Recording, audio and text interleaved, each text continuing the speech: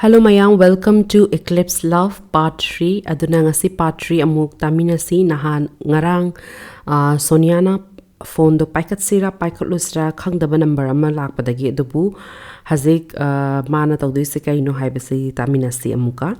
aduga magi phone do sum yengbada Soniana sigi numbers di khangju khangde kanada ino ni mase paikat sira paikat lusra na khanbasta mase hoi phare da paikat lagi mobile number ni haibadai mase paikat leba paikat la kanda hello Soniara na hangi eba adhanka zamana mani ei Sonia ni haga kana ibiram no haibas zamana ai Dinesh ne na haiba da mase Dinesh haibas am tagren di khallaga maming ze am tagren na khallaga kanano ni haga o ma za khani ning change eba mogi baba na ngasai maming pan hi da magi mama na basigi macha se Dinesh ko ye ze ma ning change o da mana o an hai ba ko da hai kan za o khoi ba ban hai ri kholen da man hai au pare ai han hang chid Sunday sa la kani kano da Delhi da adonang Delhi ki karai wai de ki lei ge khot ken hai mana ai sai not campus la detail do hai re hai kan sta ado di Dinesh na hai ho ado di pare ai Sunday du di numito dum la pani lak pa do na nungai du mandre aduna ai soidana Monday da lage ai pandi se suji julai adu nimito na haireba ada ama Soniana au phare adu di ai su Monday chuti ni ai college chaudri kano da kehani Wednesday da college hogdoi ni khote ne adu di Monday da phare na haire ada high consta mase the mind town ka thamna khre ma phone number ke the save toksale save toksan ba kansda mase kano the mind tawraga Sunday se yore Sunday se yoraga mapana phone amu tawre is main pi khram ne Dinesh tanangi pot mem ka ke na ada ong bai pau phona re ma ga khotlen haire ada hai kan hoi phare na hai kansda kano sna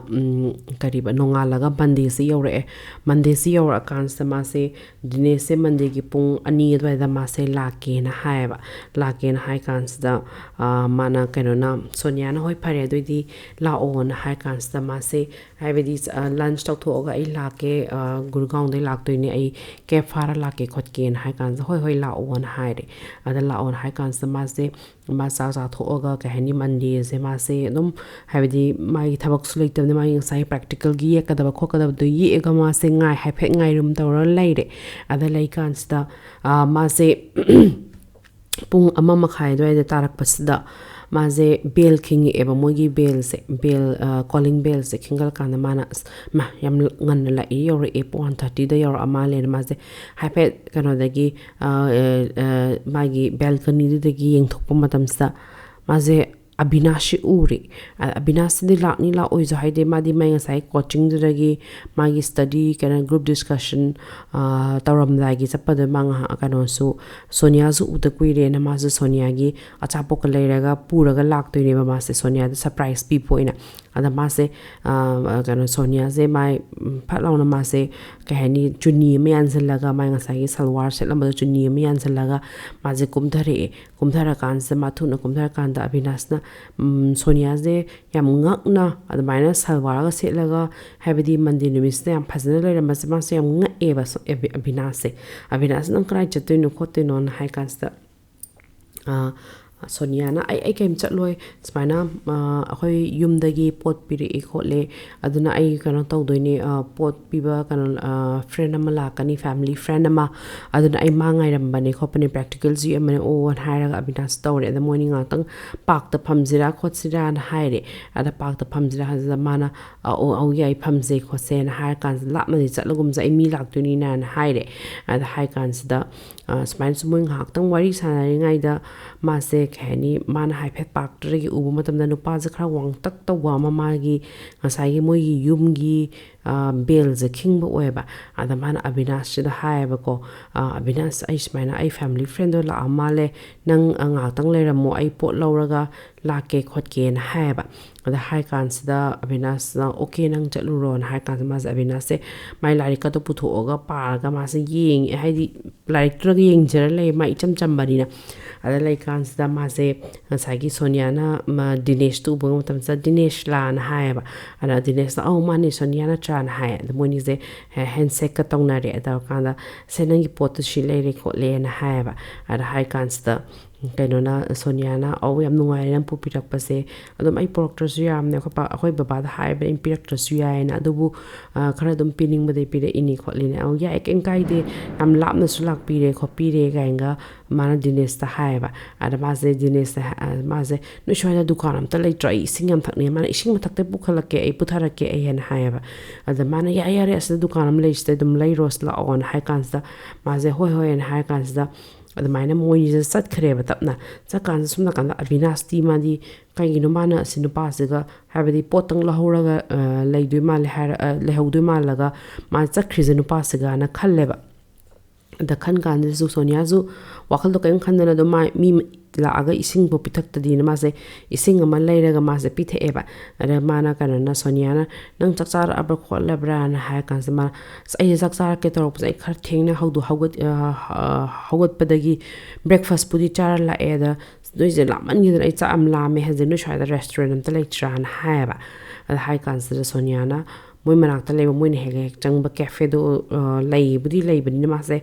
adu haira sirana ma se au asta cafe am di lai na momo gumba noodles gumba chaninga di chagera na haira ga ma se adu main tawraga charu se na moi ni se la kan se cafes da moi ni se order ga tawdana khotana chadana taure taw kan sumna kan Avinash se ma se ngai beta si dora ba ma de ke hani ka ino shul alak tri zen khan kas da ma je haipet moi me yum da zu yeng moi ni ka hakhi bu zu ude ado chakhi budi ui somna kan da na ma je bottle ma na leibam du zu u horaga haibidi yum da mu chang ra bra na ma je khallaba ara khan kan za ma je haipet cafe dugi yorom dai sama haipet lepa lebista cafes da Sonia se kasagi Dinesh ka wari ga sanra ga noktana khotana ga tawbasta madi hekta kahani adu ubada Avinash ti pura magi jealousy do kara ga thawai zakta chak pi tap tawrabdu ma se chak pi tap tawraga ma se du haiba ngamdraga ma se kana da haidu khonde ma se changthaloraga moini si marakta phamu basu ya ponte adagi haidi yam circumstances to situations to yamna luba moirakna ma se sauning boy gari boy ngasagi mana porak pa chapu mem ga ke ma ma se habidi langkhairaga ma sat khre moi get me ado langkhaira ma sat khre chakhi badagi sumna kanri Sonia di kano gi matang sida Avinash le hawi khole ma bu ngai hom ngairam gani habse ma ngairam gadra ngairam modra ma je khallaga ma dum Dinesh ta matam dum pire kai no mi ju lap na lak panina habdi kai no ma chani ngam gadra khokadra habse admain tawde ma je pire ga ko admain tawbadagi moini je samina raga Dinesh akom da cap am faraga ma ngasagi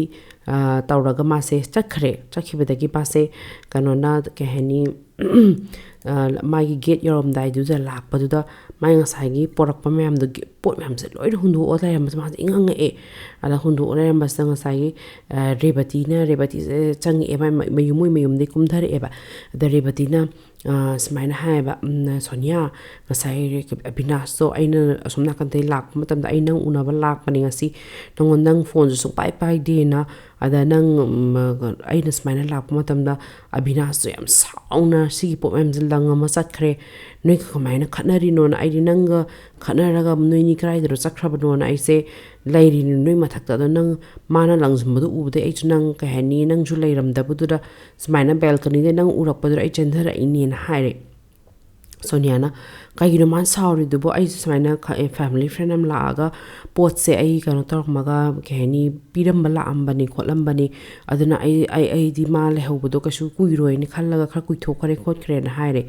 ada kano na Sonia na rebati me man bidra yam sawa chakraba Avinash to haire as khangde mai de mai saw bodai udri am ta Avinash to nong tabo do maina haidi wa boka na ngang da ba mi ni ma am tin sawa chakre na haire ada haibe de ma se as kamain tawni ma se mayum da ki mai coaching class pudi ma group discussion ni da pung mari da halakani haibani nga si ma se pung mari je ngai ri haibadi pung mari ma je pung ani makhai mung ta re ba dai da ta kan se ma je pung kahani ahum makhai mai ta basta rebati na mangon dagi ke mo khara lo por khara lo da ba lak pa ade lak chat lag moni thokmina re get da ana ma je rickshaw am tong ga Avinash una ba la Avinash se lairam re Avinash se coaching chakraga ma se lak trin haire lak ta kan se ma se nga pungkhai mu ngai kan Avinash tam la kan se ma se मा लाप उबदुदा माजे gate से हांगदोए अविनाशना मोय gate से गी मनुंग संगवे अमा लेब अदुदा फंबम अखोगी chair अनि हुम थाय बदा मासे सोनिया जे फंब उबस मासे ngसागी तौरिदुगो माजे खोइदौ सागतना माना नंग हजिक सिदा कदौ ला इनोन हायबा अदा सोनिया ना माजे अविनाश नंग कयिनो यम सागरो नंग पोट म्याम हुंदु ओ चक्रिदि खोक्रिदि न हायबा अदा अविनाश आई पोतो नंगी दमोक्ता पोरक परे नंग ना मी यमगा वारी सानारगा सोम आई ना ngai हेदु हायबदु बो खंगदना अदा माइन तौरगा नंग तौबुदुदा आई मसाना हुंदु अम्मा नट्रो आई कयि पुरो ततिनो पोतो न हायरे माइन तौबदगी सोनिया साउगुनु खोकोनु मा असेंगमा वारी तम्मे तम कांसिदा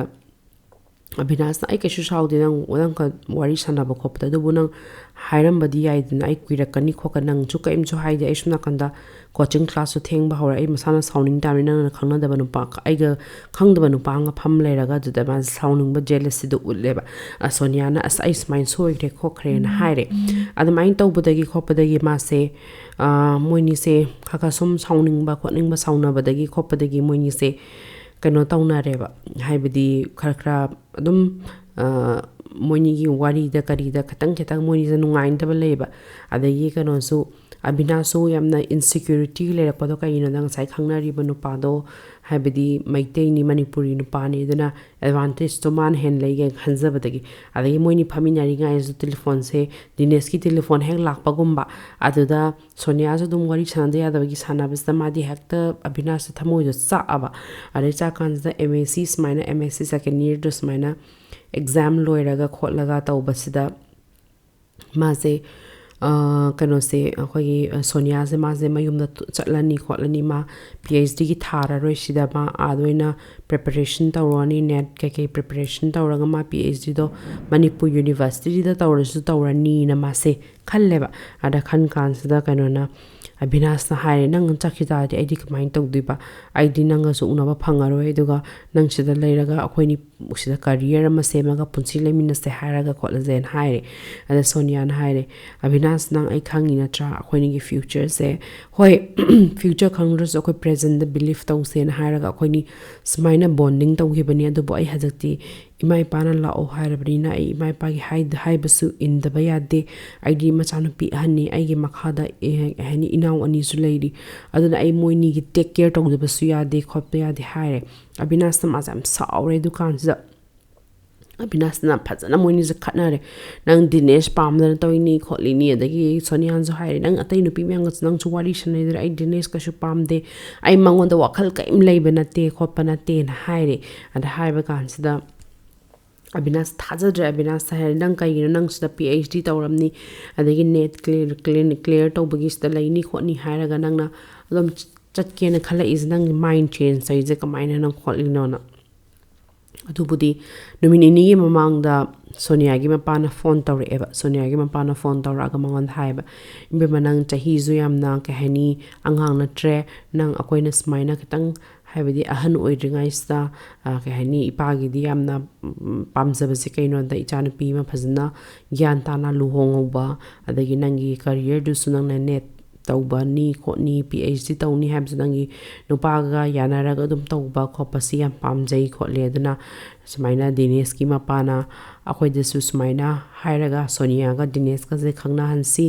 अदुगा सुमाइना इमो एबा पामी खोली हाय अदुना नंग अमतदि थोलो अदुगा वारी सानसेन हायरखिबनेबा अदगी सोनिया सु मपादा हाइबसु ngamdaba magi nungsinaba nu pam le je kaisu tabira roi khanbado mana kaino da moi ma paidi yamna khoigi maitei gi kano se loop se yam pamjaba adagi maitei gi khoigi culture yam pamjaba kaisu ma pangi lamgi kano se pamjadaba haidi outside ki outsiders pamdaba khoigi masen gi nushiba nushiba sinu paneba moi ma padi adana ma kasu yar roi khange mana ngangurasu kaimta kana roi हाइबदी मंगोंदा कइमता कानाबा लेरो वादो मांगागा तो अनि न खनबदगी मासे ngangningdre dubuma situation je sima ke situation je tarakani khanbade mana habidi ma so am kappe ahin khoding abinash ki wakhal da ma se kai haidino Abhinasana na khalle adum haidre mase adagi mase chatlani kholani na ma chayola masigi manunga chatlani habsa Abhinasa mase nungti chaigi unabala eba Abhinasa ma haibdi nang nui baba da hayu kai yaro jino kai yaro jino haibsa man yaro har mase akoma de man haidori eba mas minds man Dinesh ki parents na la e khole aduna ai parents ti yaroi maitei gi amna strong believer ni aduna kai maitei culture da khogi isagi loops aduna aina hairo so kaim kana roi Abhinash aduna akhoi ni gi nungshina base ngasi smaina shida lo hela se khola la sen haiba ada hai kan zamana Abhinash na nang dumai hai ga no Sonia nang na Dinesh to nungshibra asengmagi nang nungshita di chat khoya ai kaim hairoi du bunang na minamba adamai nungshira umi nambra yabra nang punsit adamai na kasu nang nungai kadra nang nuk kadra do maga aiga nangan smaina nungshina is nang ngamgadra khot kadra na khalle ba ko mase ada hai bakans tam Sonia nas nang kaim hai no ai chat lege yumsta ado nang phones dor anong khotla no na mase phajana hai ado mai chatlamdai khotlamdai se ma ka hani unadi unai do ma dum aibadi Abhinash ki matau do do mazu kappe mazu habidi phongdok paseng amdreba phongdok paseng amdra kansta maje kamain to gisum maje Manipur da hale Sonia se mama ampa da hai da na khota da maje amutang di hai sira ma pas da Abhinash ke maram da kan hangkhang ni amu su yara adin maje khalle ba no mama pas mama na luhong ba chak ringai sta maga mapa ga kai ma nungdang nungdin gi cha se lo ma ka mana mapa ga wari sana ba le kansta mana mapa da asengba mai wari Abhinash ki unarape wari se mana litho eba ada mapa se habidi sounding boy kari boy mana haiba nang kai no the mind toy nang khangi na tra khogi family gi background akoi di mapan gi lam da mi da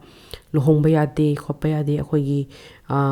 okay hani sagai gi oina akoi pam de khote akoi di ke hani amna maiti gi amna ke hani wakalol chakhotpa adagi akoi gi lupu ngak pa mini aduna nang kaim khandana the mind tawri kaino nang miyoi bam gi pin shish nang na manghan ba thok tra khotra na mama pa no in chairi emonda habidi akoi di mi gi lan ba thabak su tawde taw su to haning de do nang on su to haning ak te na ada ban hai baba ai am soi kre do boy mangonda di anung si ai Dinesh anung si ba phau de khote na haire ada ma pa su thamoi di am sa e ma se haidi kam haina tawni khoni na ma se haidi khan ba do ngamdre ba ma se manau masanu pi gi khan ma se wadi wai wada ba dina te to ma haibadi ma gi tawphum thokpa ngasai gi Dinesh ka ano gi Sonia gi waroi pot se tha mani da tawrani have se ma khanga bane ba aduna ma se punamak se ke hani ma ushinna da ma se waroi pot se lo shille ba haibadi haina ba gumbani da waroi pot se loina ra bani imung manung loina ma adu kan da moi se tha ma le raga waroi pot tha ma le raga ma se kana magi haizing pot lo hongani kholani in tawbasta somna kan da Abhinash na on sa phone se tawra ga message tha ba got tawbasta ma se khang lak pangam da na ma se magi number de ke de block tawre ba adagi rebati da phone tawrak tana khotana tawre phone tawrak tana khotan taw kansta Abhinash na rebati su haibidi ma nungai ta dan Abhinash hai be kawro nang haibidi nang kawro Sonia se kai gino haibida madi luhongi dore khot ki dore aduna nang maze kaubuna pharani khotlani na haiba mana adu tab Abhinash na haiba ma karam kan da luhong doi non haiba ada hai kansta ma handa ki laiba thas da hong doi ni sumaina tangtranga sta an haiba ada kanana Abhinash na hai adu rebete amutang di lake ai Manipur da amutang di yeninge Imphal se kai gino habeda aina nungsi jaba nupi do mana ma se po iba nupi ne magi popham oiriba adagi ma bu adugi mapham du da po e habes ai am yeninge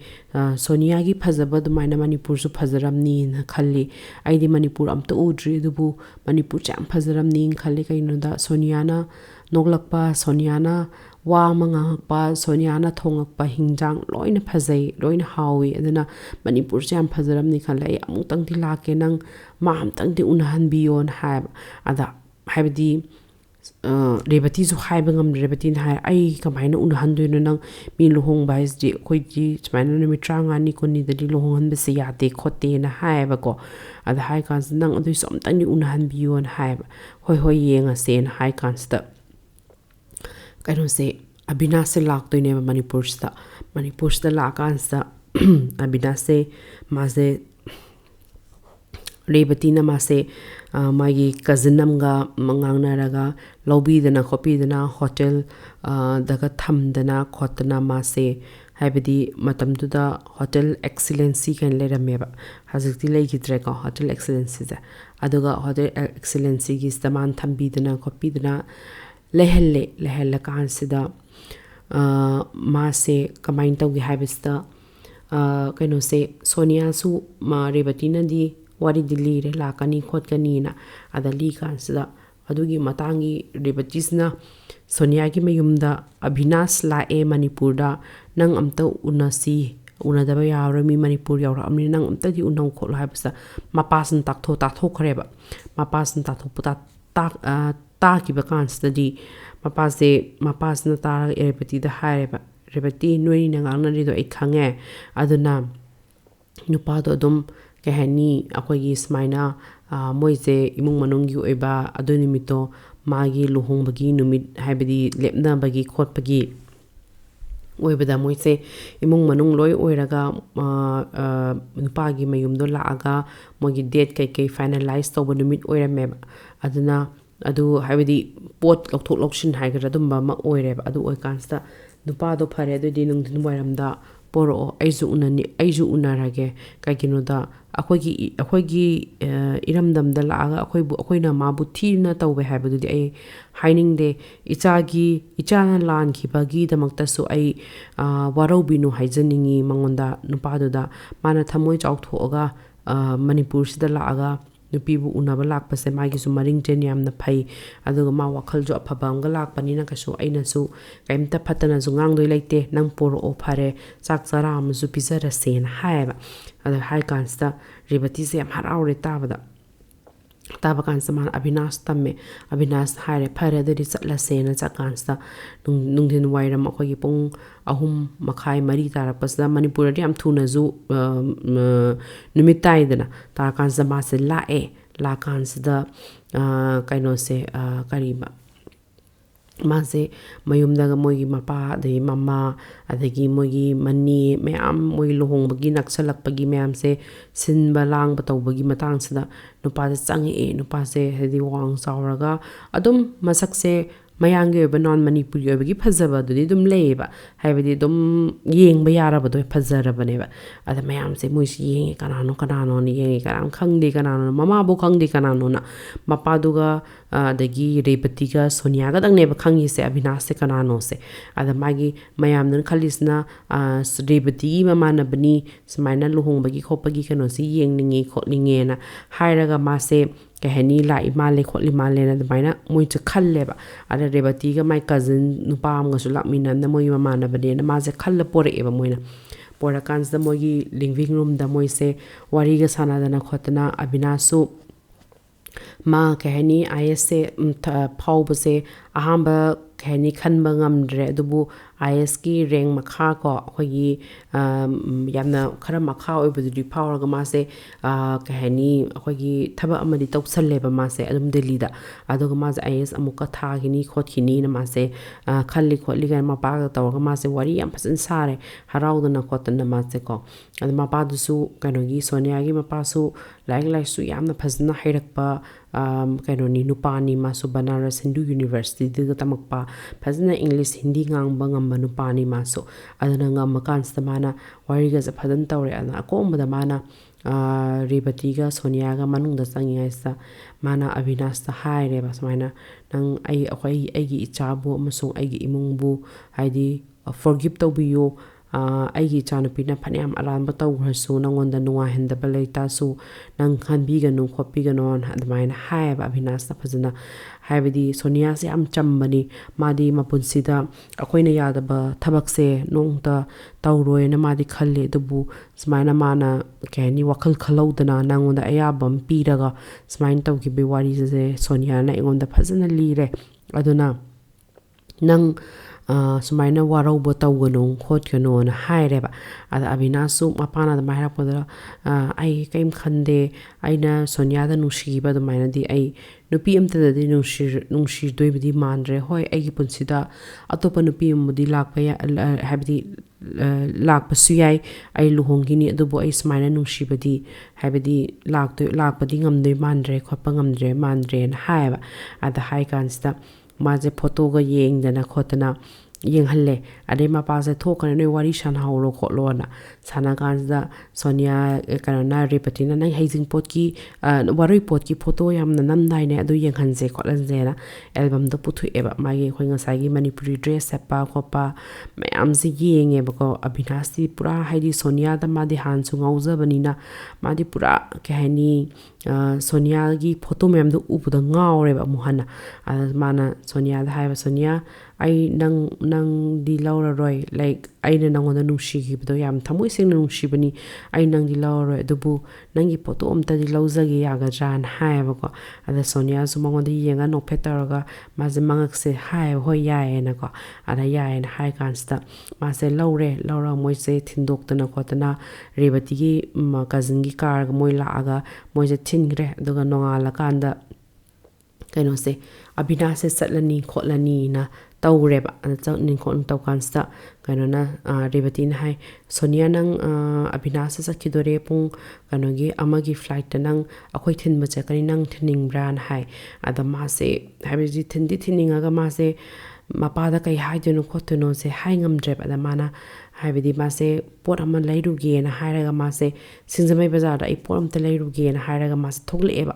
tholaga ma se haidi jam na just phane em ga se laga dagi phurit ama litlaga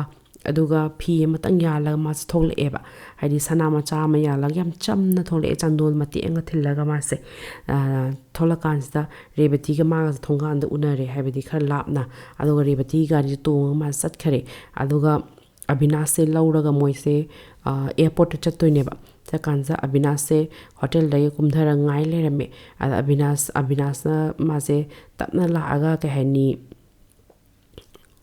gari du da maigi pot thamaga suitcase masama thamaga mase maningi da phamge tawbasida ma sonia zu ubasa ma pura nga ada nga kansta kanona repetin hai nang mamang tong o aiga sonia ga maninga tong again hai abinas na hoen hai tong ada moi je wari ga tawdana khotana tawreba ko ada tawra kanda ma se airport sa the